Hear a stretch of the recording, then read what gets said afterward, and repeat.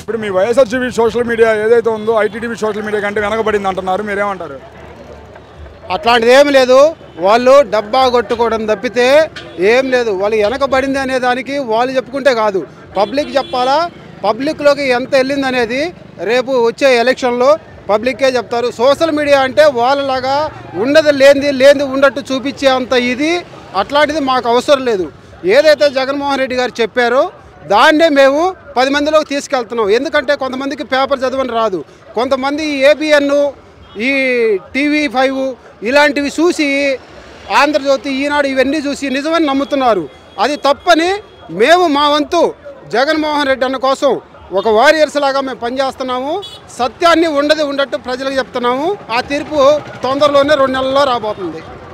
కానీ చూస్తే మీరు ఉద్దేశపూర్వకంగా ఇప్పుడు ప్రజలను తప్పుదో పట్టించేలాగా సోషల్ మీడియాలో పోస్టులు పెడుతున్నారు వైసీపీలు అన్నారు, మీరేమంటారు? అది తప్పుదో పట్టిస్తున్నామని నాయకులు చెప్తే ఎట్లా? అది ప్రజలు చెప్పాలి.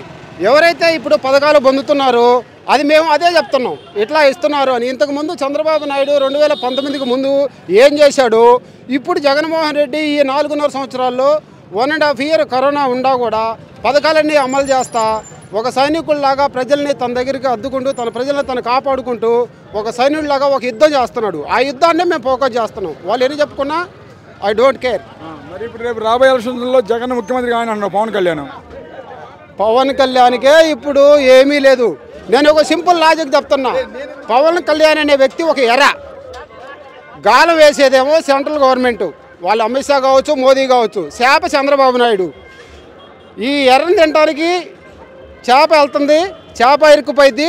ఈ చేపని ఫ్రై చేసుకొని అందరూ పంచుకొని తింటారు. రేపు జరగబోయేది ఇదే. జగన్ అయితే గెలుస్తాడు రేపు రాబోయే. జగన్ 100కి 110% జగనే మళ్ళీ సీఎం. రాసి పెట్టుకోండి.